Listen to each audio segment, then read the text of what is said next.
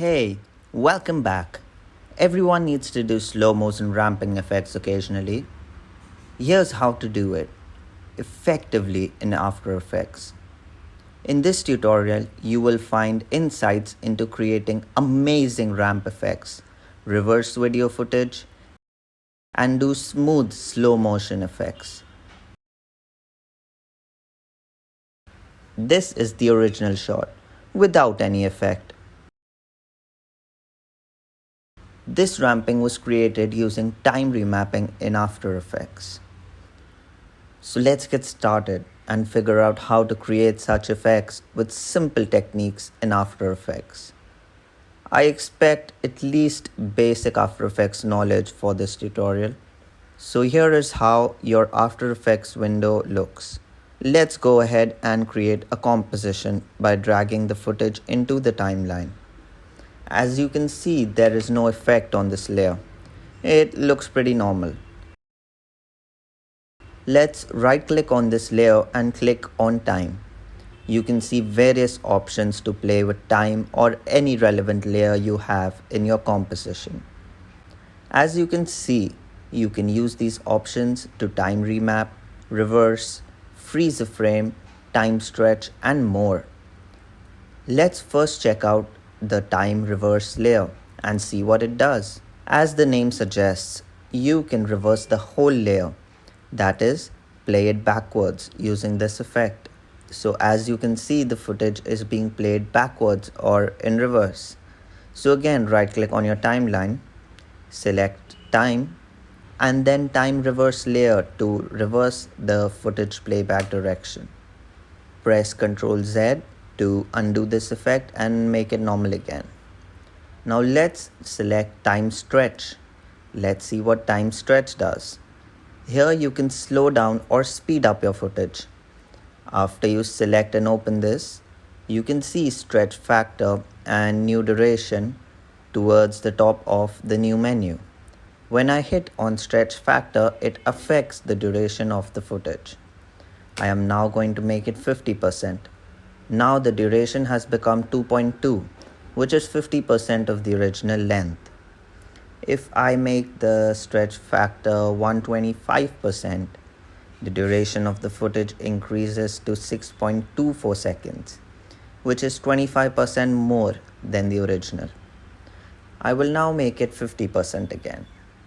As you can see, the footage has become shorter in length by 50% or half. The end result is it plays at twice the original speed or twice as fast. You can do time stretch using this panel too. If I stretch this, the duration of the clip becomes longer.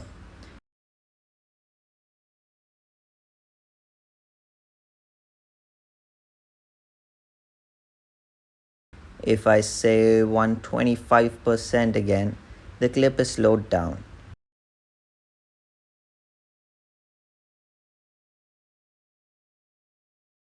If I do 200%, the clip is further slowed down along with increased length.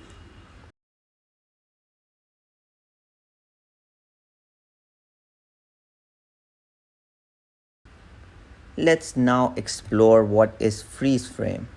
Let's click on freeze frame. What it does is it freezes the frame on the current marker position on the timeline. You can see a keyframe is added here automatically. When I add the effect, it's added on frame 0 because my timeline marker is currently positioned here. Now let's say we move our timeline cursor ahead. Everything is still frozen. If we hit on the time remap counter and drag it, it shows the clip in movement or plays forward as you drag. Let's undo the freeze frame effect. Now let's look at freeze on last frame. Once I hit on that effect, I get two keyframes on my timeline, one in the beginning and one in the end. This means that my clip will freeze on the last frame. To demonstrate the effect, I will increase the duration of my composition. Now I can drag to increase the length of the clip. The clip is now frozen after the second keyframe. Let me now drag the second keyframe a little ahead in the timeline. You will see that the clip plays very fast and freezes after the second keyframe. If I drag the keyframe towards the end or towards the end of the timeline, the clip slows down. These are the things that you can do with the time effects in After Effects. While using time effects or time remap to stretch the footage, movement may get jerky. I have slowed this clip by 200%. As you can see that there is jerky movement in the clip. Remember, such movement can occur when you have time stretched your clip and made it longer or shorter. This clip is not smooth because we have time stretched it to 200% and is now playing slowly. To avoid this, we can use frame blending in After Effects when we do time stretch or time remap. Now, After Effects provides two kinds of frame blending. You can access that in the layer menu at the top. Then go to frame blending. You can see we can either put frame blending or use frame mix or pixel motion. Let's try frame mix first. It is now rendering, as you can see. Now it is playing smoothly. It has internally blended two frames and made the motion much smoother, which finally results in smooth playing video. Let's now switch to pixel motion. This uses a different kind of algorithm to give you a visually different look on the clip when time stretched. Frame mix takes shorter render times than pixel motion. Pixel motion generally gives you better results, especially for drastic slow motion footages. But it's better to check what works better for you and your footage. Once rendered, your footage plays really smoothly. Pixel motion takes time to render, as you can see. It's going smoothly with no jerks at all. You can access the frame blending option from the timeline panel too. There is a switch from frame blending. If I click on this, this is my motion without any frame blending. If I click once, this is the result with frame mix. If I click again, it shows you the result with pixel motion. As you can see, pixel motion is giving very smooth playback. So while time stretching, always remember to apply frame blending for better results. Let's go ahead and see how time remapping works.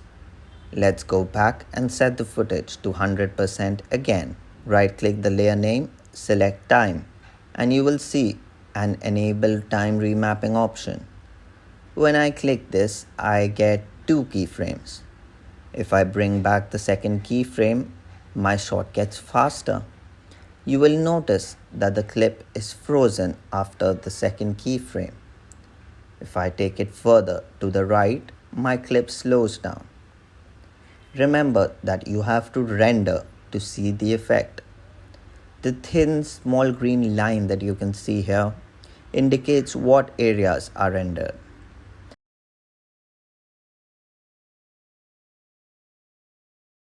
Now let's create a ramping effect like this with time remapping. You would need multiple keyframes to achieve this. Let's see how. Let's insert a few keys in the middle to get the desired effects. Let's put a keyframe here. Let me go a little ahead and drag the time remap time slider to adjust the time where I want, making the footage between those keyframes faster or slower. You will notice a new keyframe is created automatically.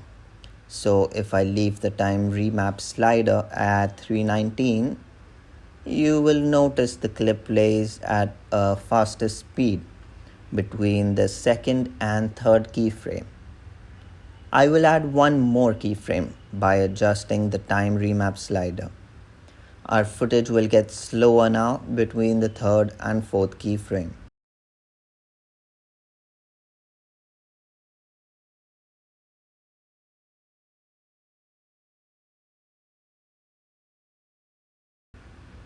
I will add another keyframe. See the beautiful ramp effect? So why did the clip ramp on these keyframes the way it did? Let's take a closer look. My second keyframe is set at 1 second, so the footage plays normally for 1 second. My third keyframe on the time remap is set at 3:15 seconds.